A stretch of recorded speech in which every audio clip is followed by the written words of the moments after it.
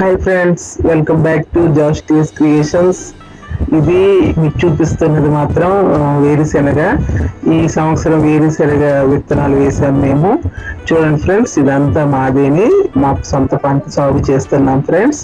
ఇది ఎరువులు లేకుండా పండిస్తాం ఆర్గానిక్ గా. చూడండి, శాంపిల్ గా ఒక మొక్క తీసాను నేను. చూడండి ఫ్రెండ్స్, అవి కొంచెం లేతగానే ఉన్నాయి, చెట్టు ఇంకా ముదరలేదు, కాయలు ఇంకా చిన్న చిన్న పింజలుగానే ఉన్నాయి.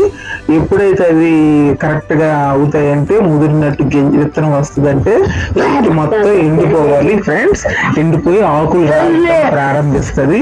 ఆకులు ఎప్పుడైతే రాలిపోతాయో ఫ్రెండ్స్, ఆ తర్వాత వాటిని మళ్ళీ నీరు కట్టి నీరు మొత్తం పెడతాము. ఒక 6 times వాటర్ కట్టాలి. దీనికి ఎరువులు ఏమి వేయవసరం లేదు ఫ్రెండ్స్, ఓన్లీ ఆర్గానిక్ గానే పండిస్తాం ఇది.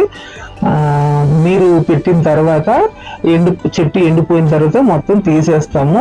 తీసిన తర్వాత వేరుతాము. ఏరి ఎండ వేయాలి ఫ్రెండ్స్. ఎలా అయినా సుమారుగా ఒక వారం రోజులు ఎండ వేయాలి. అది ఎండేసిన తర్వాత ఈ ఎండేసిన దీంట్లోనే దగ్గరికి చేర్చి మళ్ళీ నీట్గా దాంట్ మీద ఇసుక అంతా రాలిపోతుంది.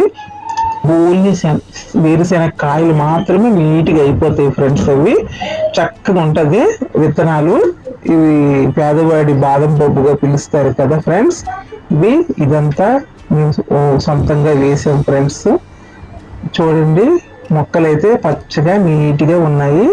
ఇప్పుడు ఇంకా క్రాఫ్ట్ అయితే మన చేతికి ఇంకా రాలేదు. ఇంకా ఒక నెల రోజులు ఇలా పడుతుంది ఇవి రావటానికి.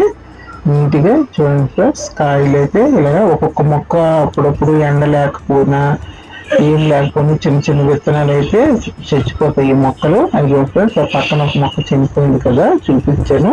ఆ పక్కన మొక్క మాత్రం బాగానే ఉంది, మంచి దిగుబడి. ఇవి ఒక 46 kgs, 3,000 రూపాయల చిల్లర ఉంటుంది.